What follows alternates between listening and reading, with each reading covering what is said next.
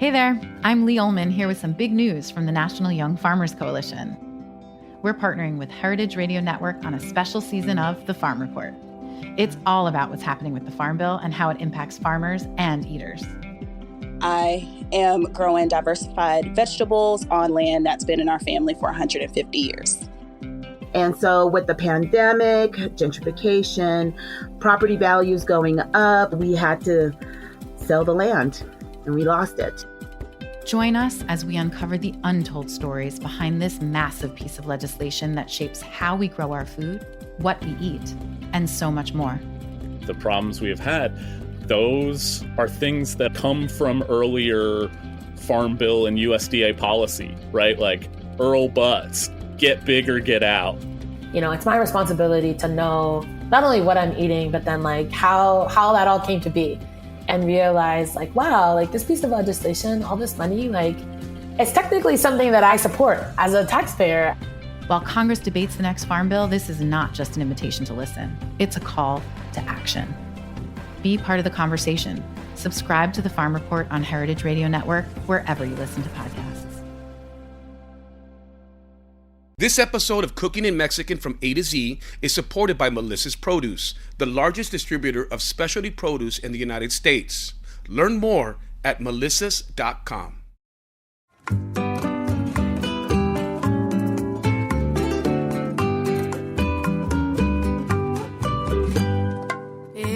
Welcome to another episode of Cooking in Mexican from A to Z. My name is Aaron Sanchez. And I'm Sarela Martinez. Here on Cooking in Mexican from A to Z, from our good friends from HRN, who are bringing this wonderful podcast to the masses. Our mission is to demystify Mexican ingredients, bring them to the forefront by sharing our extensive experience and just a very intimate understanding of our culture through food, right? So we have the distinct pleasure on this particular episode to invite someone that we have a lot of respect and love for, who we've known for a considerable amount of time. My good friend and our good friend, Robert Schuller. He's from Melissa's World Variety Produce. And I thought I had a cool job. Mom, you thought you had a cool job. This gentleman wears many different hats. He's a produce expert, but Robert's formal title is the Director of PR for Melissa's World Variety Produce. But he's also in charge of handling all public relations for food trade and consumer press. Again, he's been given that title, the produce expert, and he has been featured in national consumer and trade publications and radio and television, of course.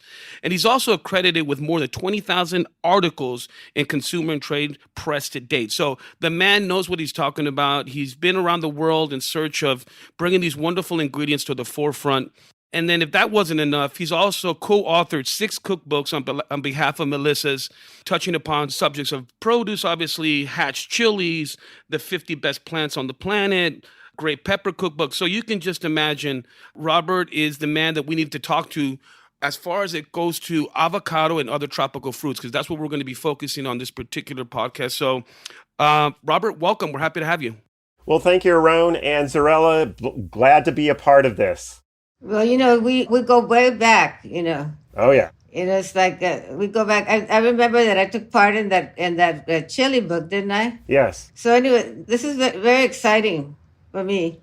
Yeah. I get this basket from you of all these ingredients, and all I do is cook the whole time. Now, Robert, can you please share with our listeners and everyone that supports? First of all, we want to just give so much love to you and to all the Melissa family. You know, I know that Joe and the family have roots in El Paso, Texas, where I'm from. So I feel like your participation and your support is so impactful and so special for us. So we thank you profusely.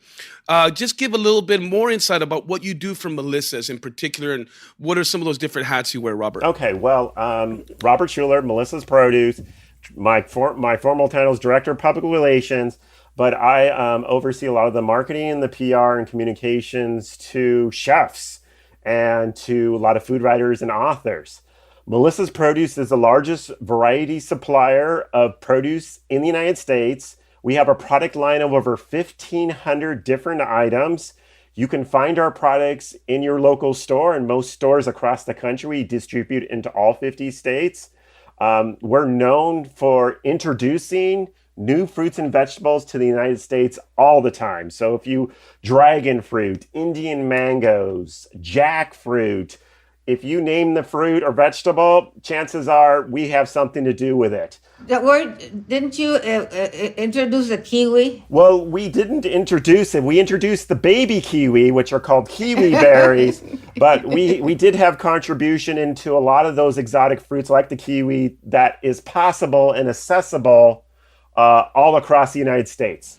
Yeah, and I think right now people more so than ever are interested in being more adventurous with their cooking, more adventurous with the cultural origins of what they're doing at home. And again, not to I want to give so much love to Melissa's because they have been doing this for numerous years when necessarily wasn't a market for it. But their commitment to bringing new ingredients to the marketplace should be commended. It should be applauded. And so we're so happy to have you part of this, Robert. Again, my mom and I could not stop praising you guys over at Melissa. So thank you so much. Let's talk a little bit about, we talked about a little bit of the exotics, but Mom, I think one of the ingredients that we are crazy about, I like to call Latino butter, which is aguacates, right? Yeah, well, they call it, in Mexico, they call it the butter of the poor. Yeah. And I remember when I first moved to New York, I was doing this particular salad that I still do with avocado cubes, chicharrones, pico de gallo, and I wanted some baby avocados, tiny little avocados, and we would serve them as a cocktail, stuffed with a salad. And I think we got it from you. But what are the best selling avocados now in your line? Obviously, the most common staple across the United States and among chefs is the Hass avocado. The Hass avocado is your avocado, it's pear-shaped, has a large seed. You wait until it's firm. The little stem button tells you when the avocado's ripe because the little stem will be able to pop right off. If the stem doesn't pop right off, your avocado's not ripe yet. A lot of times at the supermarkets, they put a ripe sticker on there because it's soft to the touch. But Zarela, you mentioned about the little cocktail, the little baby avocados. Interesting story about those. It's actually what is called a sport in nature. A sport is what is called an accident because the avocado grows without a seed. It happens in avocado trees. Maybe 1 out of every 30 fruit grows a sport. And that is it's about the size of your pinky finger. And so when you cut it open, when it's soft, you cut it open, it's all avocado. It's like a single serving size of butter in an avocado. Again, those are baby avocados or cocktail avocados. And we were the company, Melissa's Produce, that helped introduce it to the United States about 36 years ago when we first started doing our business there. And the chefs loved using them because you just cut them open, squeeze it out, and then you don't have to deal with the seed or anything like that and enjoy them. It's kind of like the Immaculate Conception of avocados, no? Okay, we'll go with that.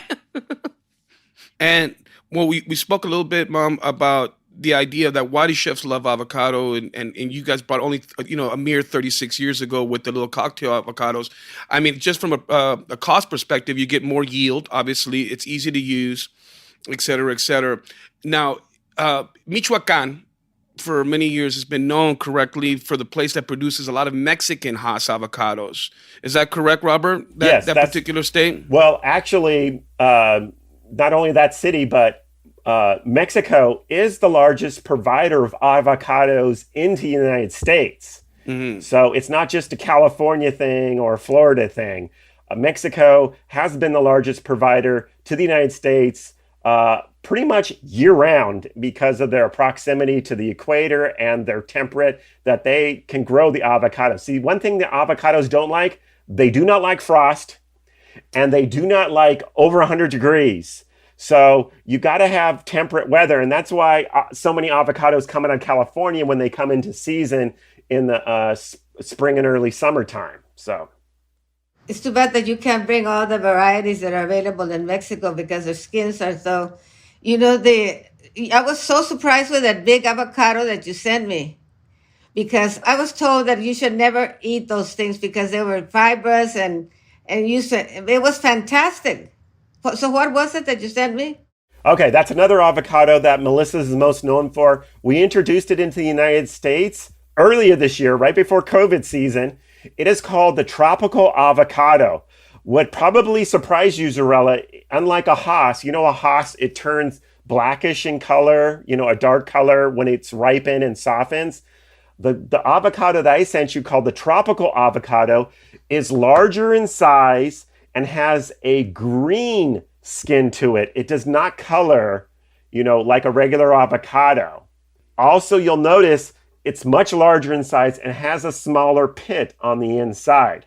Now, the flavor profile is a little different from that of the Hass, giving you flexibility to use it at other applications. Of course, the Hass avocado is probably the best one to make a guacamole, but when you're doing other things, whether it's a toast, whether you're cooking with it, whether you're using it raw into a salad, this tropical avocado, you get more bang for your buck because they're actually less expensive per pound than that of the traditional Hass avocados. So that is one of the big trends we'll see here in the United States for also coming up in 2021 are these green tropical avocados. Yeah, I mean, in the Yucatan, they have the little baby ones that are called the criollos, right? They're little dark ones. That apparently you can even eat the skin. That I've been told. One of the things that's interesting about when you talk about the migration of ingredients, right? There's that idea called the Columbus Exchange, where one ingredient is native to one land, but then is allowed to proliferate in another part of the world, and a lot of it has to do with the latitude, because the idea is that you have temperate, similar weather patterns. I remember going to Europe. I was in Italy and I saw this place that said Barra Messicani. It was a bar, a Mexican kind of place. And I walked in and I said, they had guacamole and it looked good. And I said, where do you get your avocados from? And they said, Israel. Israel is one of the largest producers of avocados. Think of any of that Mediterranean diet and all those ingredients. They're kind of like the California of that. We get a lot of exciting fruit from Israel, like Sharon fruit, which is a persimmon, pomegranate arrows. Where did pomegranates originate? Because I use it a lot. I don't know. I made the pico de gallo de Granada that has diced avocado, pomegranate seeds, a vinaigrette, cilantro. It's really, really delicious. Yeah, and that's the thing. We've been working on one of the things, Aron and Zarela, you probably understand, is that Melissa tries to make produce available year round. So we'll follow the seasons, whether above the equator right now here in the United States, we'll have pomegranate, Zarela, from, we start in August and it will go through March. But then we follow the seasons and then we look to Chile and New Zealand and Peru for the opposite season. So probably in the next year or two, we'll pretty much have pomegranates available year round. Right now, we sell the pomegranate arrows in a package where it's already peeled and stuff. We already do that year round now because we follow the seasons for that to be allowed to be brought in. But you mentioned an ingredient that is even popular in Mexico. It's a global item, just like the avocado, and the difference that it makes, not only from the presentation on the plate, Aron and Zarela, but the flavor profiles that it gives in the dish. Yeah. Mom, that was a beautiful transition, Mom, by the way. Thank you, honey. To the pomegranate. Yeah, let's talk a little bit about the pomegranate, Mom, because it's such a beloved ingredient. And I feel 5 years ago when all the palm juice craze hit everybody and people thought this was going to be the end all and cure you from anything from, upset stomach to gonorrhea, gonorrhea or whatever. The pomegranate, I remember in El Paso, we had a pomegranate tree and it rains very little there. It's a stubborn fruit that needs very little water to proliferate and sustain itself. So let's talk about our little love for the Granada, no? From whether it's chiles en nogada or the ponches or go into it a little bit, Mom. Well, it's the star of the chiles en nogada. which is, I think, probably, besides mole, one of the classic Mexican dishes. Because it looks like the flag and it's beautiful. And it adds that acid kick. See, I feel that a dish isn't complete until you have an acid note at the end. So that's a really good way. But I remember when I was in the college in Guadalajara, we went to this place called Sayula, and they made this, what they called ponches, but they were really like liqueurs cured with pomegranates. It was fantastic. Are there any pomegranate liqueurs now? I'm sure there are. I'm not a connoisseur of the liqueur in whatnot. However, we do supply to a lot of chefs and mixologists, and pomegranate seems to be one of the staples, whether we have it fresh whole, which they prefer, or in the package where you just have the arrows and you don't have to take the whole thing apart. Yeah, and then also the jarabes or the syrups of pomegranate are also a really sort of sought after item. Just a technique for everybody at home. If you want to be able to extract the arrows or the seeds of the pomegranate, a little quick tip, cut it down the middle and take a wooden spoon over a bowl and hit the skin side of the actual pomegranate on the back end, and it tends to pop out the arrows or the seeds a little easier. So just a little lagniappe, as we like to say in New Orleans, a little something extra. Well, you want to make sure that the middle is in between the stem and the other, because a lot of times if you cut it the other way, it's also the middle, but it's a different middle. Yeah, you know what I meant. No, but our listeners might not. Yeah, yes, you're absolutely right, Mom. Thank you, honey. Thanks for the correction. You've been doing it all my life. So well, fantastic. Shall we go to Quince? Yes, let's. But Mom, before we do that, let's take a quick pause and give some love to our sponsors, please. Stay with us.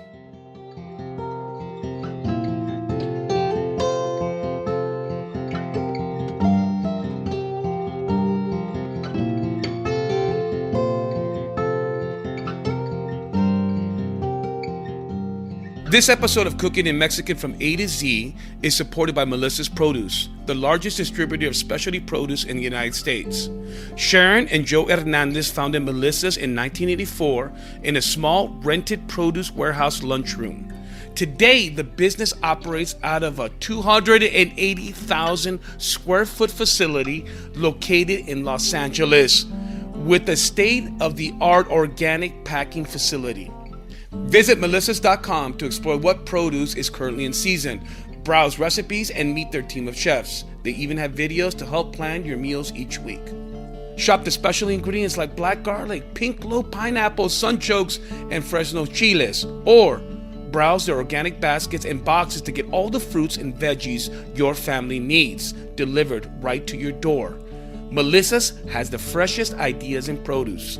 Learn more at melissas.com.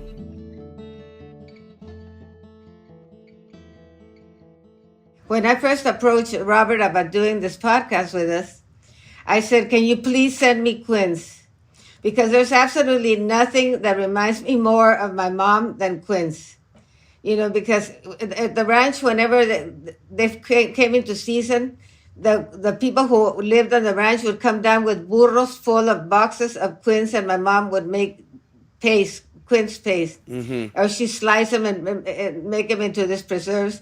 And forever, that's the only dessert that we had, with some of the cheese that we made at the ranch, and then with a Quince paste. So there I am 3 days ago, peeling the 6 quince that he sent me, which is not an easy thing to do, by the way. Mm-hmm. And I made the paste, which is really easy to make, but it takes a lot of hours. But I have a beautiful story. When my mom was the oldest of 3 sisters who were beautiful, the other sisters. And my mother always felt that she was ugly. And one day I have a picture of her talking to her grandmother, Mane, and who was cleaning off that little fuzz off the quince. And she said, and she told my mom, some people are beautiful outside and some people are beautiful inside. And I'm taking this fuzz off, and then it's going to be like, you're going to be like that. Yeah. And quince it's one of the almost oldest ingredients in humankind. I mean, a lot of people talk about Adam and Eve, and it's the apple, but it's actually the quince that was the forbidden fruit. And Robert, you know, you didn't think I knew that, right? But I'm throwing that on you, so I'm happy that you gave me the love. Well, talk to me a little bit about the popularity of quince and how it's grown. Well, I think the quince has been a really misunderstood fruit because it's known as a fruit that you can cook with, but that's not true. A simple snack that you can do with quince is cut it into wedges, squeeze a little lime juice and some pico de gallo, and you have an instant snack. But yes, most often than not, most people cook it into like the membrillo jelly. Now, the thing is that the quince is not available year-round. It's seasonally twice. From California, grows it from September until the end of this December. So you only have another week or so to enjoy them. But don't worry, Zarella. In the springtime, we look below the hemisphere. We get them from Chile, and we'll have them again if you need some more in the spring, April, May, and June. And so there's that seasonal shift to always look forward to having a quince and making membrillo at home. So yeah, try it raw. If you've never tried it before, cut it into wedges like you would an apple. Squeeze some lime juice, key lime or Persian lime or whatever type of lime you want to give it a little tackiness, because it is a crunchy, it's not a super sweet fruit, but you got to add the sweetness and the acidity of both the lime and the chili powder, and it's a great snack. I love it. But it does have a little sticky, this little sticky feel, doesn't it? Yes. It does have it's not like an apple or a pear, that's for sure. Yeah. And something else, you can actually add some diced quince into your traditional apple pie as well to have a different texture in there, because it tends to be a little bit more fibrous but it has a pleasant mouthfeel. It's just one of those things that maybe mix it up next time, do a little half and halfy. Do you all sell any products like the quince leather or anything like that, or just the fruit itself? In food service, we do the paste block, but typically, we don't sell that at retail. It's the restaurants, the chefs that demand that, kind of like a guava paste. It comes in like a block and or like a tamarindo, which is another fruit we'll probably be talking about. And you can get that at a food service level and pretty much year round because it's like a dried fruit. So the idea of quince, membrillo, this beloved ancient fruit that, you know, thanks to our friends at Melissa's have been bringing it to the masses for years. It's very popular in Latin Caribbean cultures. If you go to Cuba, you get that queso blanco with a nice little slice of this kind of almost like a ate or like a jelly of quince. You know, one of the other things that I think another items that has started to get a lot more popularity and kind of recognition is the idea of the tunas.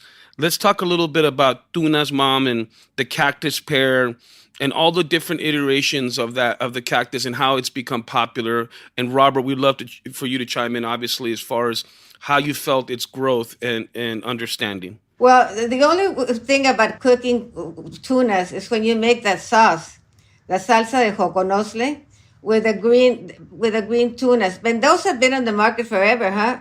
Oh yeah. But I don't really know a lot about cooking, but I do know I love to eat them, you know, when they're very ripe. Yeah, the cactus pears, also referred to as prickly pears, also referred to as tunas, not to get mixed up with the fish, is the traditional name for it. Melissa's carries it year round.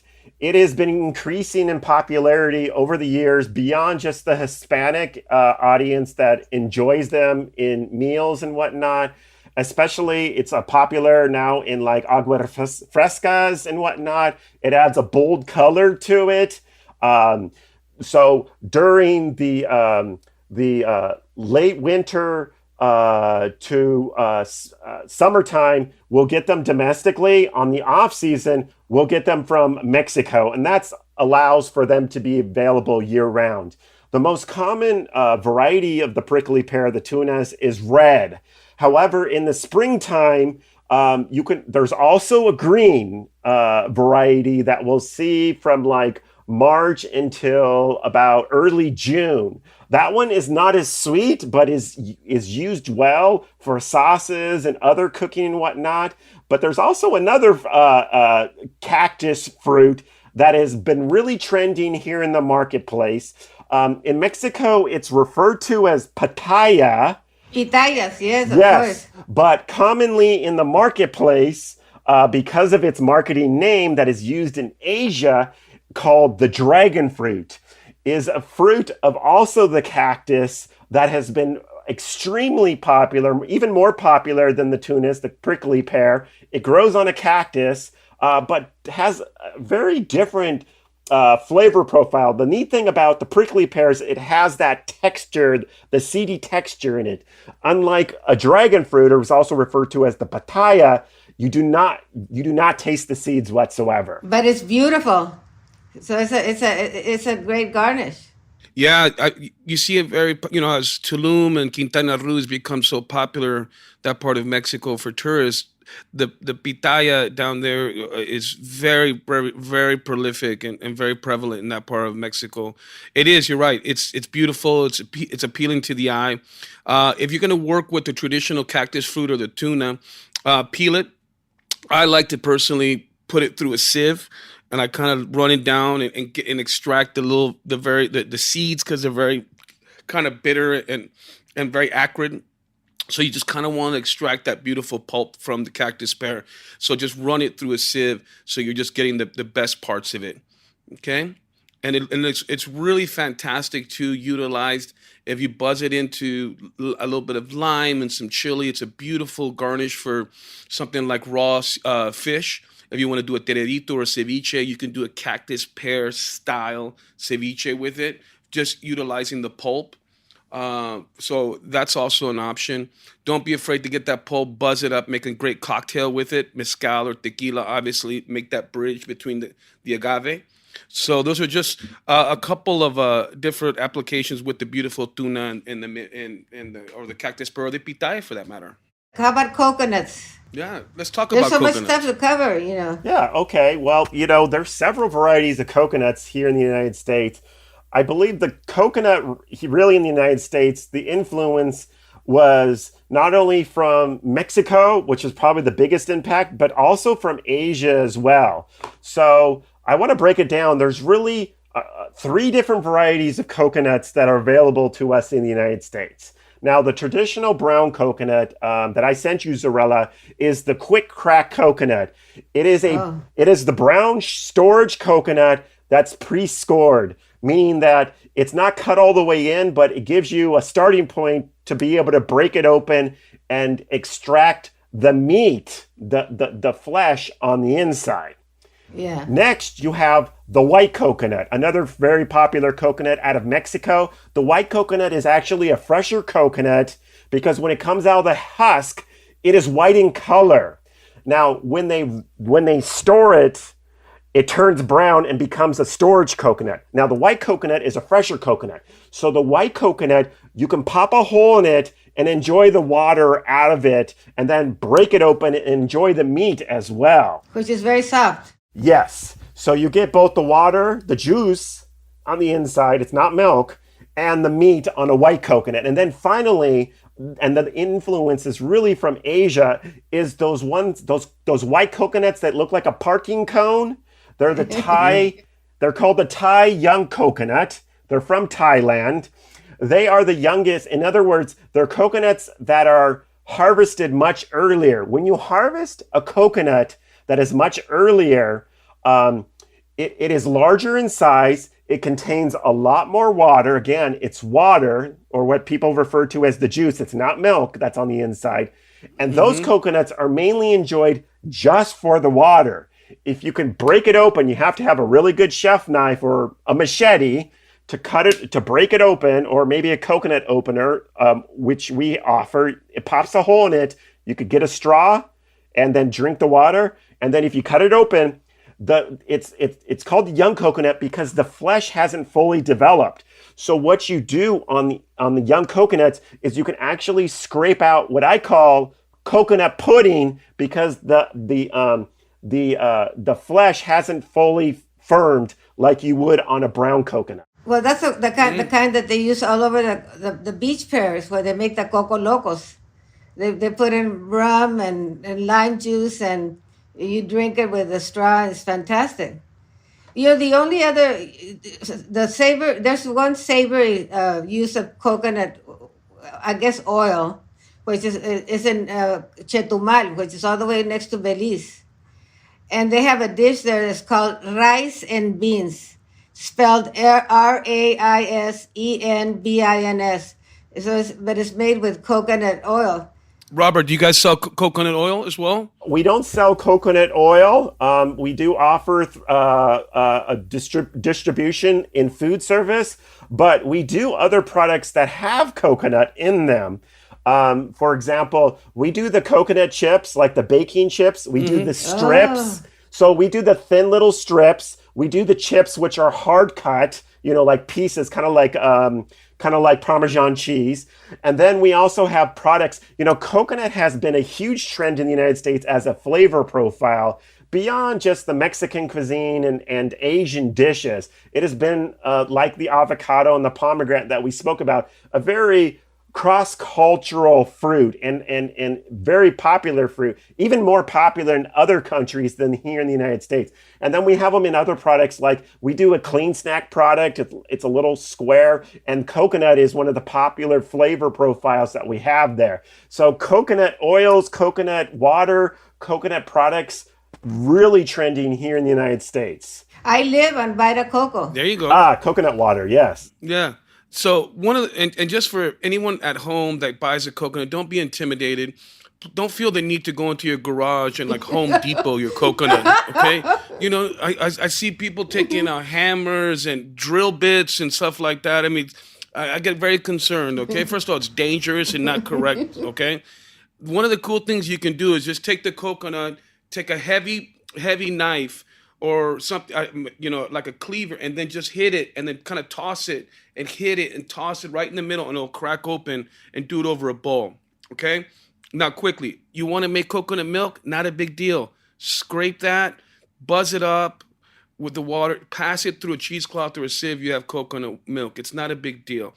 Another way that you can work with the product, once you've cut the coconut in half, put it on a sheet tray in an oven, the 350-degree oven, till you start to see it brown right on the outside, okay? And then once you see that, let it cool down and put a little butter knife in between the hard shell and the flesh. And then it'll pop out. All that beautiful flesh of the coconut will pop out very easily, okay? So don't feel like you have to crack it and do all that. Put it in the oven, let it cool down, run a butter knife in between it, and the flesh will pop out. So when you're hitting it, do you have a hole made into it or no? No, I don't. But you take the coconut back. You can do it with a hammer, by the way. I take it back. You can do it with a hammer. Actually, the hammer would be safer, to be honest. That way there's no blades involved. But you would take the coconut and just right down the middle and do your best to kind of rotate it and hit in the middle, and trust me, it will pop open, okay? All right, for a non-chef doing that, because the blade can be very dangerous, especially if you've never done this before. Another thing to do, because if you're dealing with drills and hammers, there's a food safety issue there. What you do is, because that hammer's probably been through a lot, what you do is you go outside, you take the coconut, put a dish towel around it. So when you bash it with a hammer, it doesn't splatter everywhere, and the grease and stuff that you have on the hammer doesn't get infected inside the coconut. So use a dishcloth, flat on the ground, wrapped up. When you smash it, the stuff won't go everywhere. And then, of course, you can then you open up the dish towel. Don't worry about the water. Enjoy the meat and grind it out. Yeah, Robert. Safety first. I love it, my friend. You're the man. So we have one more thing to talk about, at least for now. Mangoes. Yeah. Let's talk a little bit about mangoes and all the different styles, because people think mango is a mango. No, but actually it's not. Robert, why don't you touch a little bit about different styles of mangoes? Okay, first of all, I don't know about you guys, but in America, mango is number 13 on the list in terms of popularity. However, Wow. if you look in any other country, like Mexico or whatnot, or many Central and South American countries, number one fruit, mango. Mango, mango. What does the rest of the world know that we don't know? Well, I think a lot has to do with it, Arona and Zarela, is education. People think that a mango should look red, yellow, orange, and have no green on it. No, there are different varieties of mangoes. Some mangoes are only green, like the green keep mangoes. They are only green. First of all, color is not an indication of ripeness, okay? And the most popular mango in the United States is called the Tommy Atkins variety. That's the pretty one. That's red, yellow, and orange. It's beautiful. You see it on a year-round basis. However, it's probably, of all of them, it's the least desirable of them all because, as you know, probably around Zarela, when you bite into a Tommy Atkins, you get what is called mango mouth. And all the little fibers get stuck in your teeth. Okay, but there's so many other varieties. There's the yellow mango, the little small yellow mango that you see all spring and summer, called the atafo, or what is also called as the honey, or what is also called the Mexican mango. Completely fiberless, meaning when you bite into it, you don't get mango mouth. That's something to always look forward to, is the small yellow ones from Mexico. They look like a teardrop. Yes, and they're smaller. And, during the spring and summer months, it's the only time where you can typically buy a whole case of mangoes. Instead of buying one at a time, you can buy a whole case for a few dollars. Versus like during the winter time right now, mangoes are a little bit harder to come by. And they may cost $1 or $2, but during the spring and summertime, which I always refer to as the mango season, even though mangoes are available year round, you'll be able to buy them by the case. But right now, like the ones I sent to you, Zarela, are typically the one called Saparano. The Saparano is a mango from Mexico. I think the best mangoes I've ever tasted do actually come out of Mexico. It's one of our newest varieties, and this is another thing about the mango for the average American. They don't know when it's ripe. Again, color is not. You want it like an avocado, soft and to the touch. You'll also, from the stem end, you'll also smell the aroma. The aroma is a dead giveaway on fruits across the board. But the Saparano mango, it is a fruit that Melissa's guarantees will always be ripe when you buy it. You don't have to buy that mango, wait a week for it to, and you never want to refrigerate a mango. You want to keep it out on room temperature so it ripens up appropriately, and then you can enjoy it. But my favorite right now is that Saparano mango. It has different flavor colors on it, so color, don't worry about that. But when you get it, it is ripe, soft to the touch, and fiberless. I love fiberless mangoes like that. Well, I made my chicken girasol salad with it. It was just like a chicken that is marinated with chipotle paste and then roasted or grilled and then sliced and then put in the middle and then form like a sunflower around the rim and dress it with a chipotle vinaigrette. It is fantastic and one good way of using the mango. But the only candy I have are chili mangoes. The ones that are coated in chili. I love that. Put it on a stick. Yeah, and it's very typical. You'd get like a little snack in Mexico where you'd have perhaps jicama, mango, cucumber, and then just simply lime, salt, and some good chile limon or chili powder on top. And that's a beautiful snack. And I think if somebody wants to capture what the Mexican palate is all about, have a snack like that. Because we're factuated with acid, with chile, and then that freshness. So if you want to understand the Mexican palate, that's really a perfect example of it. That simple, very simple botana or snack. In Mexico, when a guy is very good looking, es un mango. That's how you describe a good looking man. Es un mango. There you go. Robert, you were trying to figure out what that nickname in high school was all about, huh?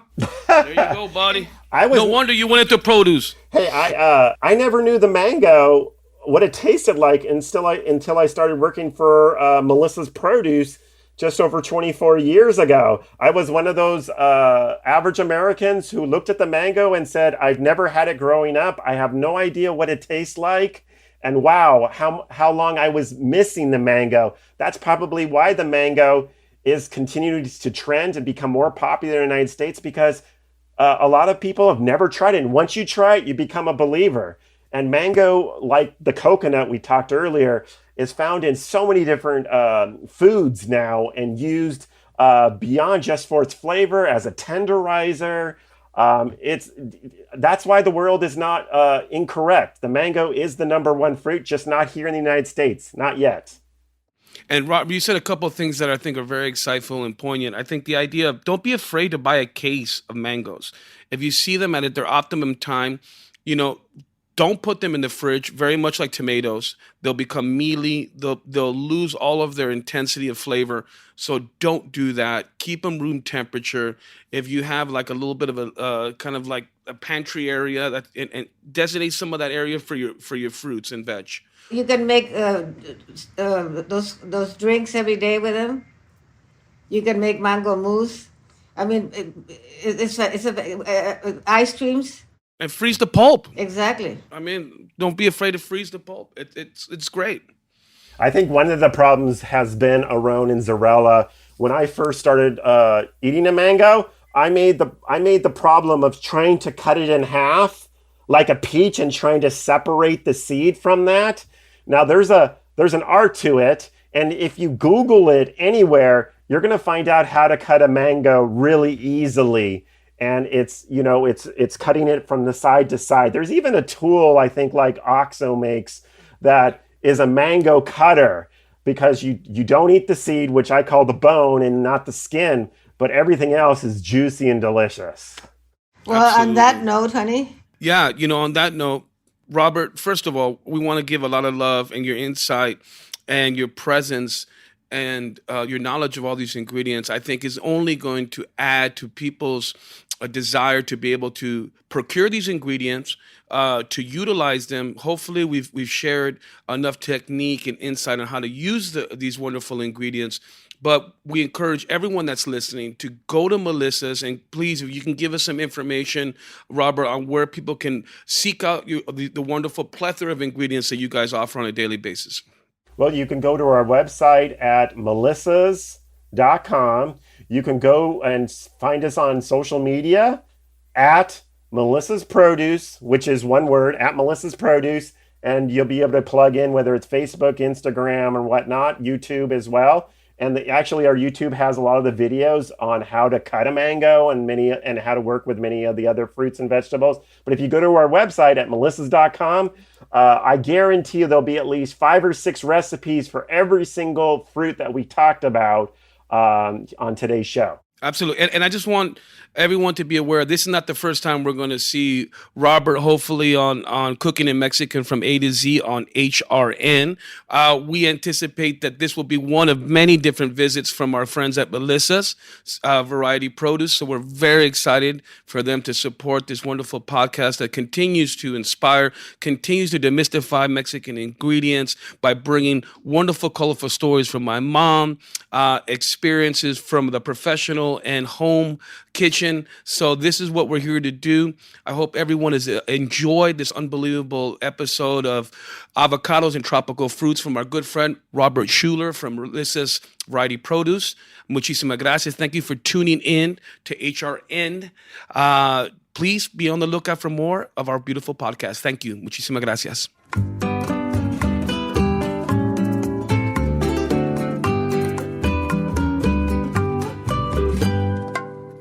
Cooking in Mexican from A to Z is powered by Simple Cast.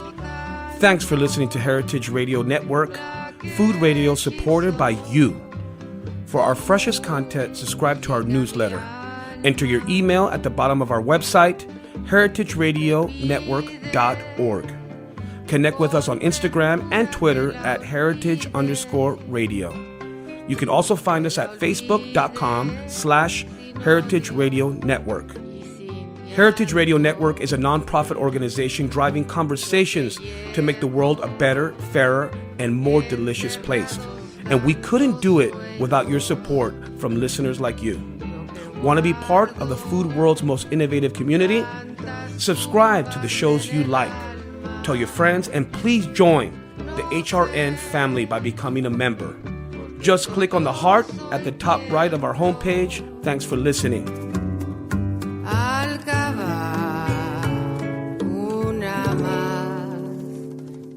En mis entrañas.